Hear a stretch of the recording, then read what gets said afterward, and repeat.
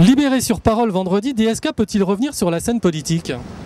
Ouais, en fait dans la réalité si on prouve que, si rien justement n'est prouvé, il n'y a pas de raison qu'il ait plus le droit d'intervenir. C'est un peu le principe de la justice, si on considère que les charges ne sont pas retenues, présomption d'innocence et sa vie peut continuer. Ce qu'il a fait ou pas fait, ça n'a pas encore été prouvé. Je crois qu'il a peut-être bénéficié d'une sympathie de la part d'un électorat en France.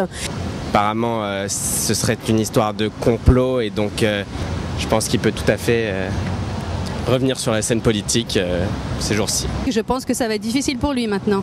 Après tous les faits, malgré tout le fait qu'il ait été avec une prostituée dans une chambre et comment ça s'est présenté, je trouve qu'il est plus crédible. C'est bien qu'il se présente pour montrer à tout le monde que les gens avaient tort, qu'il n'a pas été si mauvais que ça. Non, en aucun cas, il a à mon sens perdu tout crédit.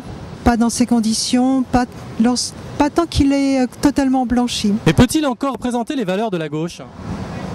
Il n'a jamais vraiment représenté les valeurs de la gauche en ayant un appartement à New York, même si c'est par sa femme. Il reste crédible aux yeux du Parti Socialiste, malgré qu'il ait utilisé beaucoup de son argent pour sa défense, et ce qui est totalement légitime. Il va falloir s'y habituer parce que les gens ont bien critiqué Nicolas Sarkozy durant tout son mandat, donc on est bien habitué maintenant. Non, il n'est plus crédible. Il a engagé ce que j'ai entendu, 30 détectives à 1 000 € la journée sur elle. Il a mis trop, je pense, pour représenter les valeurs. En aucun cas, il a perdu donc encore une fois toute crédibilité et en aucun cas pour défendre les valeurs de la gauche. Une façon d'être qui est plutôt dérangeante, une espèce un comportement qui n'est pas tellement en phase avec les valeurs socialistes.